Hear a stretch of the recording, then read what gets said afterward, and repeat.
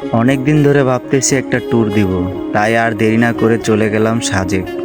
সাথে ছিল আমার ফ্রেন্ড রাসেল এসডি, ছিল আমার প্রাণপ্রিয় চাচা ইকরাম সরকার, ছিল নাইম ভাই, ছিল তার ওয়াইফ আমাদের ভাবি, আরও ছিল ড্রাইভার চাচা, যিনি অনেক মজার একটা মানুষ। পুরোটা রাস্তা আমাদের বিনোদন দিতে দিতে নিয়ে গেল। দিনটা খুব ভালোই যাচ্ছিল, প্রচণ্ড গরম ছিল, তারপরও সাজেকের যে ভিউ তা দেখে গরমকে গরম মনে হয়নি। পুরোটা রাস্তা এনজয় করতে করতে গেলাম। এই যে রাইডার ভাইরা, ওনারা ঘুরে চলে আসতেছে আর আমরা যাচ্ছি।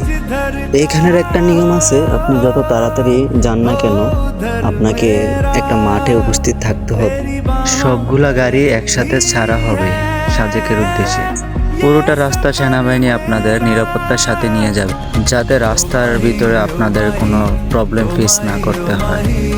তারপর আমরা মেঘপুঞ্জি রিসোর্টে উঠলাম। সেখানের ভিউটা বলে ভাষায় বোঝানোর মতো না, অস্থির একটা ভিউ ছিল।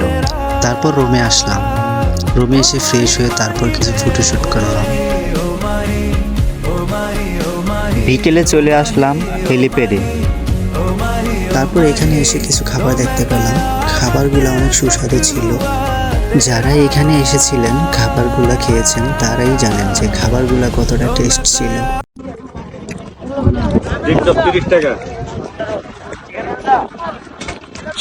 সেই সাত নাকি?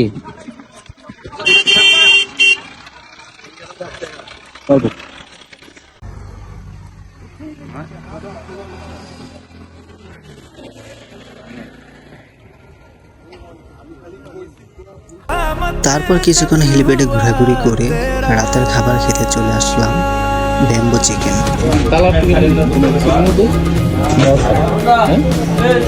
সকালে বোনা গেছে খেয়ে দিয়ে খাওয়ার পরে বুঝতে হবে না। সেই বাসে নিয়ে যাবে।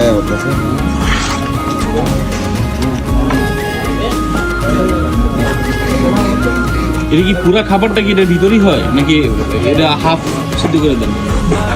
20% 20% হয় এখানে দিয়ে 80% এখানে হয়। খাওয়া দাওয়া শেষ করে কিছুক্ষণ আড্ডা দিয়ে রুমে এসে শুইলাম। হঠাৎ কারেন্ট চলে গেল। তারপর কখন যে নিচে এসে শুইলাম নিজেও টের পেলাম না। সকালে ঘুম থেকে উঠে সাজেকে আরো সুন্দর ভিউ দেখতে পেলাম।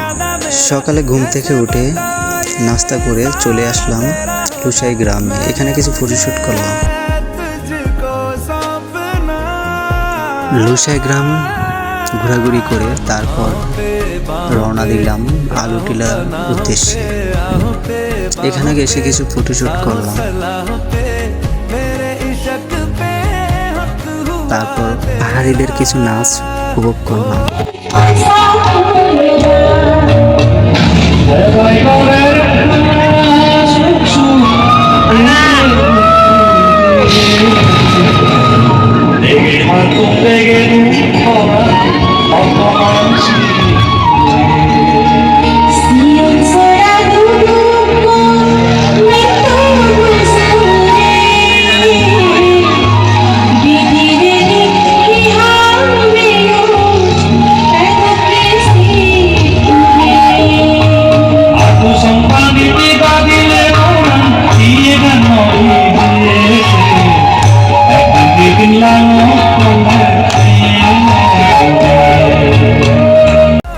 মন চাচ্ছিল থেকে যায়, কিন্তু কিছু করার নাই, নিজ গন্তব্যে তো যেতেই হবে।